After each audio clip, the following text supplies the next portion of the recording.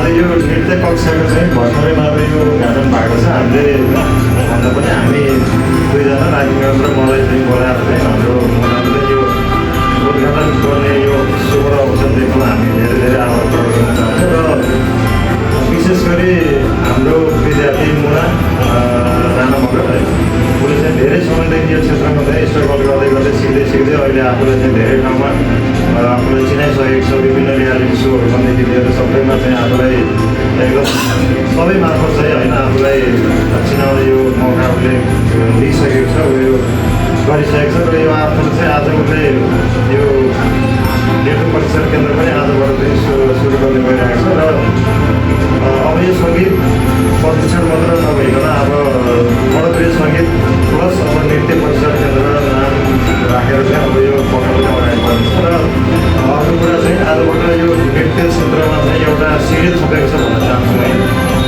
अहिलेसम्म 10वटा सिडी थियो भने आजको दिनबाट चाहिँ 11वटा सिडी थपेको छ नृत्य क्षेत्रमा यो गर्दैछ भनौँ है पोखरामा चाहिँ। र यसको चाहिँ लाभ लिनु होला भन्न चाहन्छु। र जो हाम्रो यो वरिपरि भएको भएको छ यो चिप्ले ढुङ्गाको वरिपरि जति पनि हाम्रो बच्चाहरू अभिभावकहरू जत्रो उमेरको जुनसुकै उमेर समूहहरूले पनि यो नृत्य आफूलाई चाहिँ चाहनुहुन्छ, यदि सिक्न चाहनुहुन्छ र आफूलाई फिट राख्न चाहनुहुन्छ भने चाहिँ यो बडोप्रिय सङ्गीतालयमा चाहिँ आएर चाहिँ सङ्गीत सिक्न चाहने सङ्गीत र नृत्य सिक्न चाहने चाहिँ नृत्य सिक्न सक्नुहुनेछ।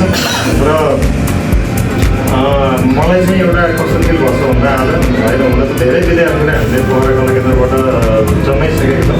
कोही देश विदेशमा छन्, कोही विभिन्न मोडलिङ क्षेत्रमा राम्रो गरिरहेको छ भने आज चाहिँ एउटा नृत्य प्रशिक्षण केन्द्र नै खोलेर चाहिँ अर्को राख्दाखेरि चाहिँ मलाई चाहिँ एउटा छोराले चाहिँ होइन आफ्नो एउटा सन्तान चाहिँ हुर्किएर चाहिँ एउटा सक्षम भएर चाहिँ आफ्नो घरजन छुट्टै गरेर बस्न लाग्यो जस्तो मलाई फिल भइरहेको छ। र त्यसको लागि पनि हामी दुवैजनालाई बधाई दिन्छौँ। हाम्रो मुना र दुवैलाई धेरै धेरै आशीर्वाद पनि दिन चाहन्छु र शुभकामना दिन चाहन्छु आगामी दिनमा होइन।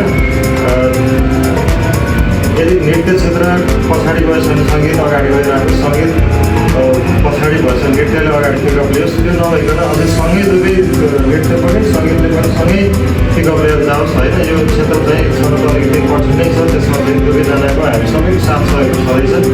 र आगामी दिनमा तपाईँहरूको उज्जवल भविष्यको पनि कामना गर्न चाहन्छु भन्दै फेरि पनि आजको यो उद्घाटन कार्यक्रम एकदम राम्रो रह्यो होइन। हामीले बनाइदिनु भयो। पुनः एकपटक हार्दिक आभार प्रकट गर्दै